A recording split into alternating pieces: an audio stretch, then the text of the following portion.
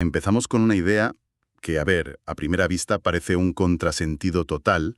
Mm, Los mejores corredores del mundo, la gente que destroza récords, pues resulta que a menudo no siguen sus planes de entrenamiento al pie de la letra. exacto. Hoy vamos a sumergirnos en dos textos que exploran precisamente eso, la parte más intuitiva, más mental del running. Sí. Por un lado tenemos el trabajo del autor Matt Fitzgerald, que se ha dedicado a estudiar a fondo a los atletas de élite. Y por otro, una guía muy práctica de preparación psicológica para corredores de maratón. Muy interesante la combinación, sí. La misión es descubrir cómo eso de correr por sensaciones no es una filosofía etérea, sino una herramienta potentísima para mejorar, evitar lesiones y sobre todo disfrutar más del camino. Vamos a ver qué significa de verdad eso de escuchar al cuerpo. Y lo que es realmente fascinante es ver cómo la ciencia más reciente está empezando a validar lo que los corredores de élite llevan años haciendo por puro instinto. Claro, No se trata de tirar por la borda los planes y la estructura, para nada, sino de integrarlos con una conciencia corporal mucho más afinada. Vamos a explorar esa conexión entre la mente y el cuerpo. perfecto. Desde la neurociencia que explica la fatiga hasta, las técnicas que cualquiera puede usar para gestionar la confianza y el estrés antes de una gran carrera. Pues mira, el libro de Fitzgerald arranca con una historia que a mí me parece que lo resume todo. Sí, la de Dathan Ritzenheim. Esa misma. El prólogo que escribe él, que fue atleta olímpico, cuenta que al principio de su carrera estaba completamente obsesionado con los datos. Totalmente. El pulsómetro, los ritmos por kilómetro, el GPS. Vamos, cualquiera que haya tenido un reloj deportivo se va a sentir identificado.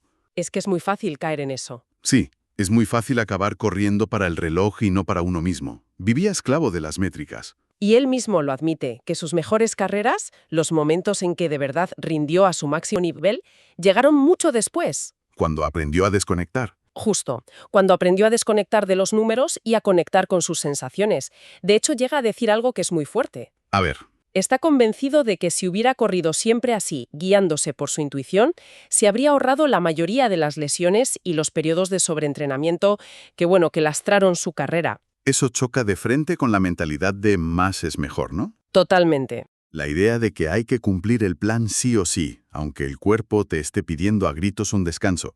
¿Es solo una anécdota de un atleta o hay algo de ciencia que respalde esta intuición? Ahí está la clave. Durante mucho tiempo se consideró algo anecdótico, pero la ciencia ha dado un giro. Ajá.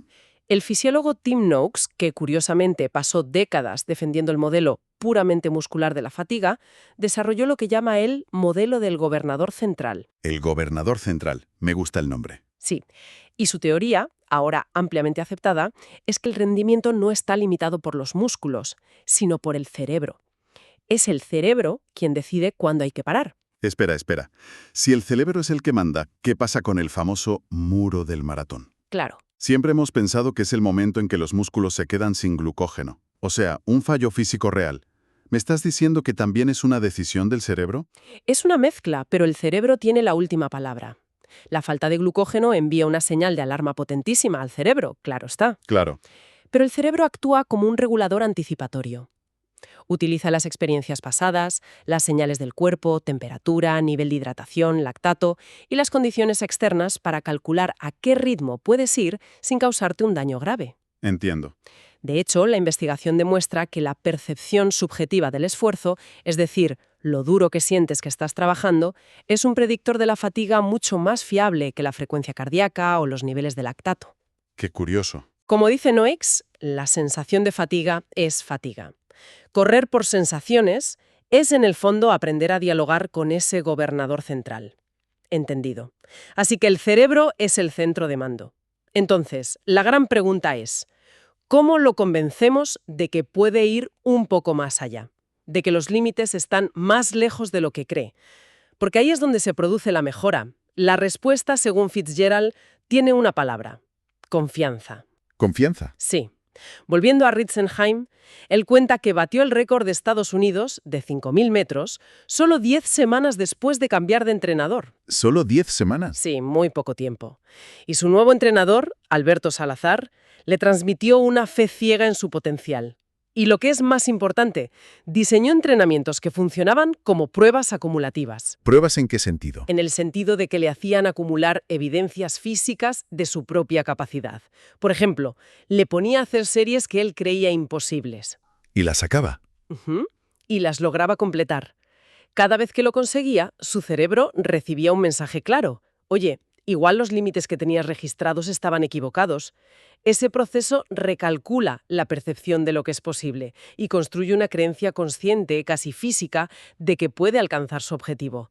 Es que hay una diferencia abismal entre desear algo y creer que puedes conseguirlo. Exacto. Supongo que todas las finalistas olímpicas desean ganar, pero solo unas pocas tienen esa certeza corporal de que la victoria es una posibilidad real. Exacto. Esa es la distinción fundamental. La creencia se construye con el cuerpo. La comunicación interna del cuerpo con el cerebro siempre tiene la última palabra. Por eso hay experimentos fascinantes en los que se miente a los atletas sobre su ritmo. Así. Sí, diciéndoles que van más lentos de lo que en realidad van, pensando que así apretarán más. Y no funciona. No me digas. No, su rendimiento no mejora. ¿Por qué? Porque el cerebro inconsciente ya está recibiendo las señales del cuerpo de que está el límite. La información interna es más poderosa que la externa. La biología no se deja engañar tan fácilmente. Claro. Entonces, si lo entiendo bien, el objetivo principal del entrenamiento no debería ser solo mejorar la forma física, No solo eso, ¿no? sino utilizar esa mejora para construir una confianza inquebrantable. Precisamente. Por eso, una pregunta que cualquier corredor podría hacerse, más allá de seguir un plan genérico, es ¿qué tipo de entrenamiento, qué sesión específica me daría la mayor confianza para conseguir mi objetivo? La respuesta a eso es muy personal y a menudo te la da la intuición, no una tabla de Excel. Vale, y esto me lleva a un punto del libro que me rompió un poco los esquemas. La conexión que hace el autor con el disfrute. Sí, es fundamental. No es algo que se suele asociar con el entrenamiento de élite, que nos imaginamos como un sacrificio constante. Fitzgerald dice que los corredores de élite se toman el disfrute mucho más en serio que el aficionado medio. Muchísimo más. Cita a Adam Goetzer, un campeón estadounidense, que lo resume de forma brillante. Tienes que matarte a trabajar, pero tiene que ser divertido. Es una de las ideas más potentes del libro. El ejemplo que usa para llevarlo al extremo es el de Dean Karnazes, el famoso ultramaratoniano. Ah, claro. Karnazes corre de la forma que le genera el mayor placer posible, aunque sea totalmente heterodoxa. Por ejemplo, es capaz de correr una carrera de relevos de 320 kilómetros él solo, porque eso es lo que le divierte. ¡Qué barbaridad! Fitzgerald sostiene que esa búsqueda del disfrute es el secreto de su increíble longevidad deportiva. Y lo contrasta con el caso opuesto, el de Brian Sell, otro gran maratoniano estadounidense que con solo 31 años se retiró, completamente quemado. Sí, un caso muy triste. El motivo, un régimen de entrenamiento de altísimo kilometraje que, según sus propias palabras, ya no disfrutaba en absoluto. Tenía una frase buenísima, decía que en años perrunos tenía 60, en referencia a la paliza que llevaba en el cuerpo. Y no es una coincidencia. La investigación moderna muestra que hay una correlación causal en ambas direcciones. ¿Cómo es eso? El disfrute mejora el rendimiento porque te permite ser más constante y entrenar con más intensidad. Y la mejora del rendimiento, a su vez, aumenta el disfrute. Es un círculo virtuoso. Claro, te retroalimenta. De hecho, Fitzgerald afirma que una de las primeras y más fiables señales de sobreentrenamiento es precisamente esa, cuando el entrenamiento deja de ser divertido. Cuando empiezas a sentir pavor a la hora de salir a correr, es una señal de alarma de tu cuerpo. Es que es la primera señal, ¿no? Cuando empiezas a temer la hora de salir a entrenar, cuando se convierte en una obligación tediosa, sabes que algo va mal. Sin duda. Y el caso de Catherine Dereva, una de las mejores maratonianas de la historia, lo ilustra a la perfección. Ella corría sistemáticamente menos kilómetros que sus principales rivales. No porque fuera perezosa, sino porque descubrió que esa era la carga con la que su cuerpo respondía bien y con la que seguía disfrutando del proceso. ¿Y el resultado fue? Una carrera deportiva larguísima al máximo nivel. El disfrute no es un capricho, es una señal biológica de que el entrenamiento está funcionando. Todo esto de la élite está muy bien, pero ¿cómo lo llevamos a la práctica nosotros, los mortales? Pensemos en alguien que se prepara para su primer maratón con el objetivo de bajar de las 3 horas y media, por ejemplo. ¿Cómo aplica estos principios? Ahí es donde el segundo texto que tenemos, la guía Mente Maratón, se vuelve increíblemente útil. Aterrizamos los conceptos. Exacto. Nos da herramientas muy concretas para aterrizar estos conceptos. Y empieza por algo muy básico, pero que a menudo olvidamos: recordar por qué empezamos a correr.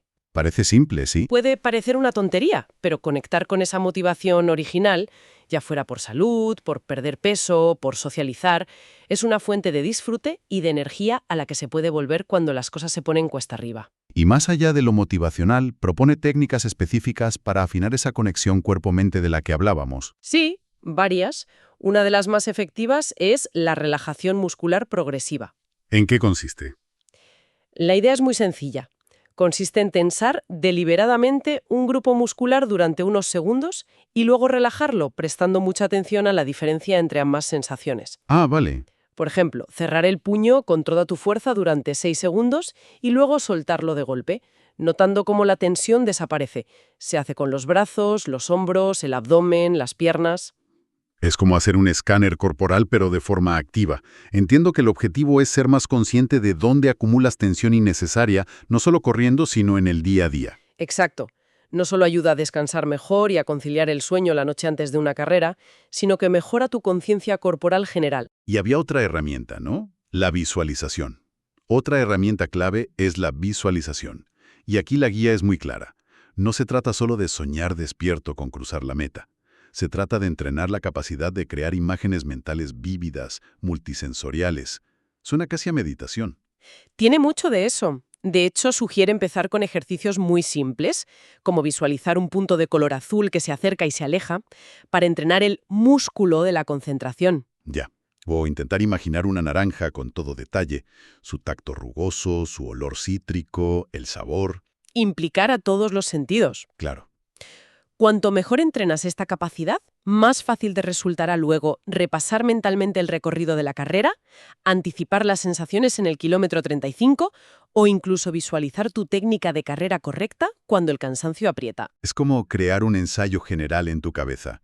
Imagino que eso reduce mucho la ansiedad del día de la carrera. Muchísimo. Familiarizas a tu cerebro con las sensaciones que quieres experimentar. Y eso ayuda con el estrés. Claro, ayuda a gestionar el estrés, que como bien apunta la guía, no siempre es negativo.